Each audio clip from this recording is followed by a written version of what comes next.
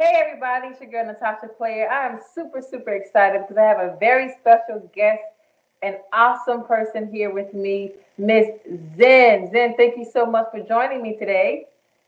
Thank you. Thank you so much for having me. Absolutely. So, Zen, as you can see, just having you on the screen, you're already giving me the vibes, all the good vibes and all that good stuff. Zen is a phenomenal artiste. So I'm so excited that she's here today. Zen, let's just go ahead and just jump right into it. When did you when did your love for the arts begin? Sure. Well, I would say from young, my mom is an artist herself, and so she always encouraged us to create no matter what.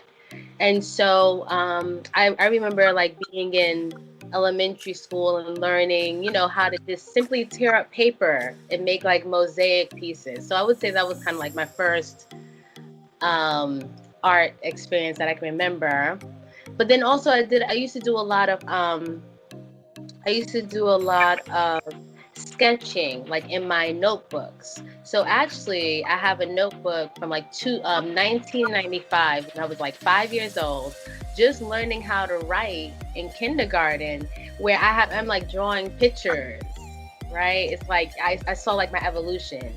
And then from there, like in middle and high school, I would be drawing like, people in dresses in my textbook and notebook.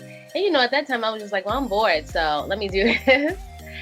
And then as I grew up, I didn't think much of it, but then I took my first art class while I was pursuing my psychology major. When you pick your elective. So I said, well, let me do an art 101. And that was really kind of like my entry point into like artistic principles and the different, I guess, like themes of art. And so even when I took that class, I was like, I'm just trying to pass. So I was procrastinating. I was just doing whatever. And, I get a few hit and miss. Sometimes, I would procrastinate, do something real quick and it would be really good. And then I would do that. And then I would go and the art teacher was like, yeah, this is not the lesson. But, but, but even then, I I really had I look back on it now and I had the means to buy all of the art supplies to really thrive in that class.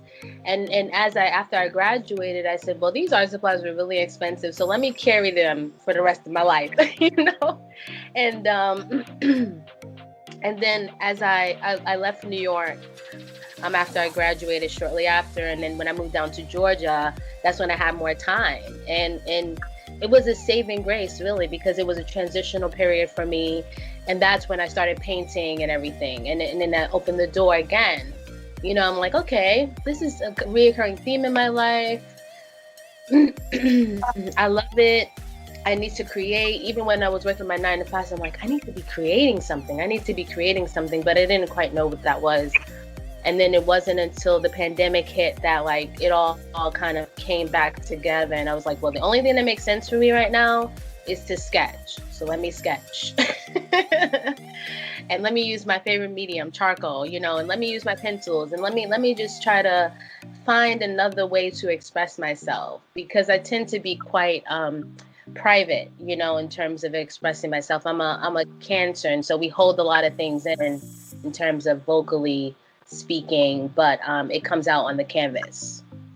Yeah. Yes. So I love art now, and I'm here I like to share with everyone every chance I get. Kind of like look in your background, we see that it's filled with your art. So that's awesome. You're just surrounded by it all. It comes out of you. I'm surrounded by it. Yes, and that has been the most powerful thing for me too, because it's like almost a rebirth in which I'm creating my own womb, right? Because it's like we go out into the world and, we're bombarded with images from TV, from billboards to social media. And so I was able to cultivate a space in which the only thing that influences me, or not the only thing that influences me, but I get to wake up and see my creations every day. And it's powerful because it's like wow, I've done this. Like, consistency with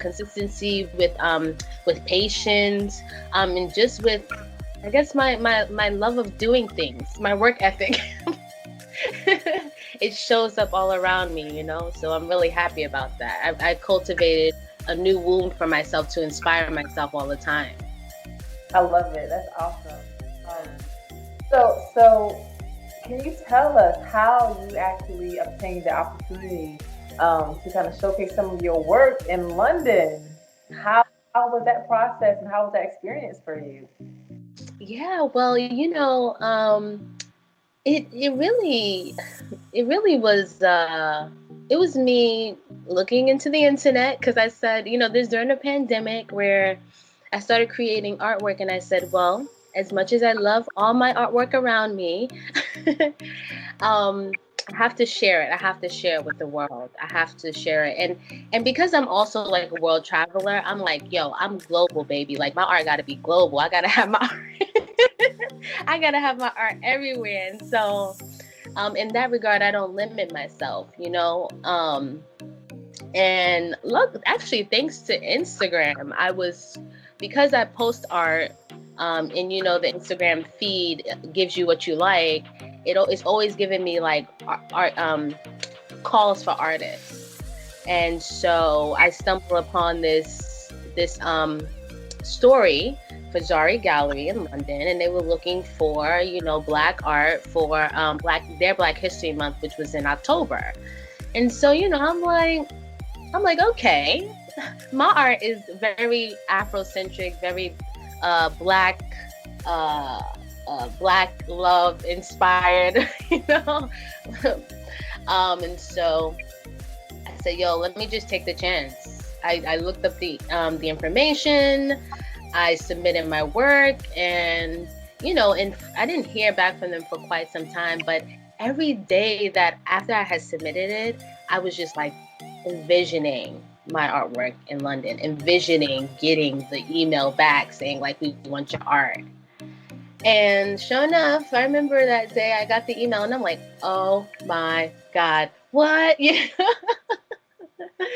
And yeah, just from that submission, I got my art there. I mean, I received acceptance, and at first I'm not even gonna lie, I was having doubts. I was like, oh my God, like I'm American, I'm participating in British Black History Month, and then I'm like, no, because at the end of the day, we're all connected. Like, the Black diaspora, no matter the Black diaspora, is the connection that we all have.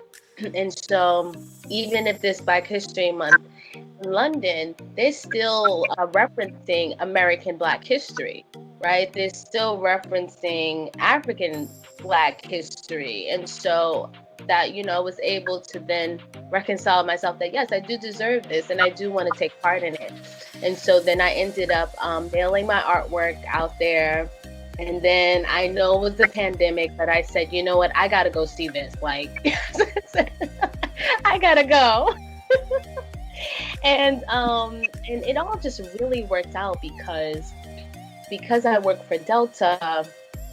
I had my flight benefits, and I was able to go there and take my mom at a very low cost. And so we showed up, and I remember thinking, oh my God, we'll have to stay here for 14 days. Or I'm like, they're at level 3 of what was it called? Level 3. They're at a level 3 in terms of their coronavirus precautions. And so I'm like, I mean, this is fucking crazy. I'm like, this is nuts, because London because people in London couldn't come back to the US, but we were able to still go there. And so my mom, just as crazy as me, came with me. We got ourselves an Airbnb, like right in central London. And then we had like a small opening where I was actually able to meet two of the other artists that was there with me. And that was by chance. And then also I was able to have a small audience, like 6 college students that were also like from abroad, and they had just so happened to be doing their study abroad in London, and so they had found the gallery and they were interested. So it was all just an amazing, smooth trip as well, you know. And I was like, I think I could do this. That was like another confirmation, like, okay, I'm aligned. I'm aligned, and I know that it's not going to be a sprint, this journey. But if I just stay focused, if I stay open to opportunities, you know, continuously looking and thinking outside the box in ways to get my art out there, then I think I can really make an impact in this world.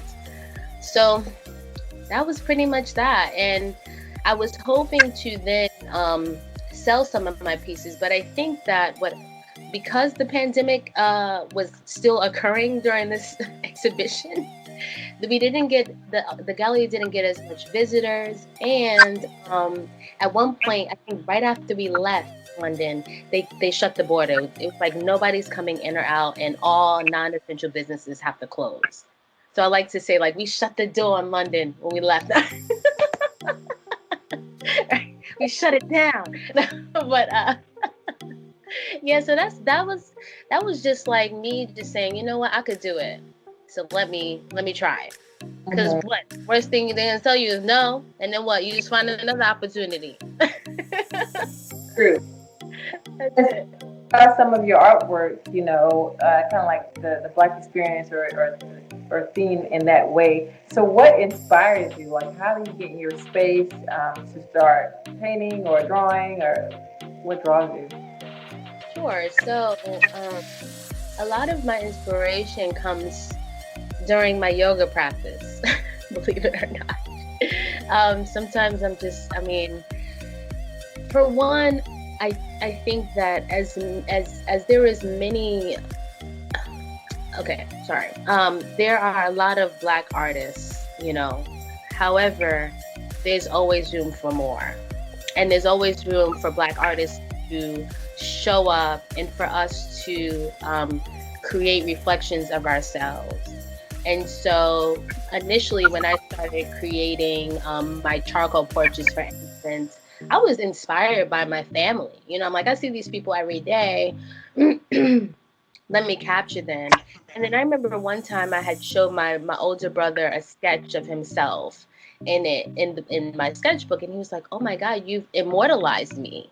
You know, and that's when I was like, oh, you know, I never looked at it like that. For me, it was just like, oh, look at this cool thing, you know, that I'm doing with you, you know. But then it was like, yeah, I'm putting you on a canvas that will live longer than all of us, you know. And so as I started to create more and more portraits, that was one of my motivations. And then two, I was like, I want to show us, I want to show the Black people that I know, because I don't see the Black people I know. I see plenty of Black people, but I want to show us, and I also want to show us in charcoal, because yes, it's this sort of grayscale, like white to gray Black scale, but just from the features, you know that this person is Black. And then you can also see that they're human, right? Like, they have emotion. You don't just see their skin tone, you see the emotion that they have. So that was another part that like really drove me. And and so as I move forward, I'm just always, I just take from my life. So there's a little brown girl or little brown boy watching, or whomever, and they actually want to chart their path throughout the path of art. How can you encourage them to tap into their artistic side? Sure. I would encourage any brown girl or brown boy to, you know, follow their passion. When I say follow their passion, I mean do what makes you feel really good, what helps you feel in tune with yourself, because art is a form of meditation. It's your ability to zone in, tune in, and tap in. And so when you find yourself on this path, you know, pursue it and stay consistent. And then the other aspect is that you are going to deal with outside influences, but disregard them, because at the end of the day, it's your life, your choices. And so people will discourage you, people will project their fear onto you, they will project their insecurities onto you, they will project the things that they have not accomplished onto you, and you have to wipe all of that away and realize like your true calling. You know, yeah, just don't listen to them. Just listen to your true path. Like if you're following this path of art and things are opening up for you, keep going. And when people try to talk, say mind your business. Use technology because you are growing up in a world that when you know kids are 5, 6 years old, even earlier than that. I think 3 and 4. Actually, my nephew is 3. He has an iPad right now, so definitely use technology to their advantage. And then also don't be afraid to have the tactile experience with a canvas, with paint, with pencils, with crayons, everything. Like literally, you can create art out of anything. So do not put yourselves in a box. Those who may be interested in like purchasing your artwork or just following you and learning more about who you are and what you provide, how can we go about connecting with you and learning more about you? Sure. So my number one platform right now would be Instagram, and my handle is muse underscore zen. I also have a website. It's musezin.squarespace.com. And I'm currently selling my art via the platform Black Art House. And so they have a black market that is curated with black artists for individuals who are interested in supporting black art. And so right now my art is available for purchase on there and also via my website. If you see something on my website that you like, you can always reach out to me and then we can work it out from there. Wonderful, wonderful. And before we let you go, if you don't Sure. mind, but before we let you go, is there anything you would like to add? Um, I believe that everyone is an artist and it may show up in different forms and manifest in many different ways, but don't discredit yourself as a creator. That's what I'll say. We're all creators. We all are creative. And so we must, I think, when we tap into that aspect of ourselves, and know that we have a unique contribution that we can provide to anything, um, it's a good indicator of God almost, like your uniqueness of God, from God. So that's what it'll say. Just believe in yourself as a creator, no matter what it is, and embrace that aspect because we live in a world where they want us to consume so much, but there has to be a balance in that. So don't ever hesitate to create, to release what you have within, you know? So much for taking the time out of your busy schedule to sit with us and chat and encourage hearts around. So thank you so much for your time. We certainly appreciate it. Thank you. Thank you.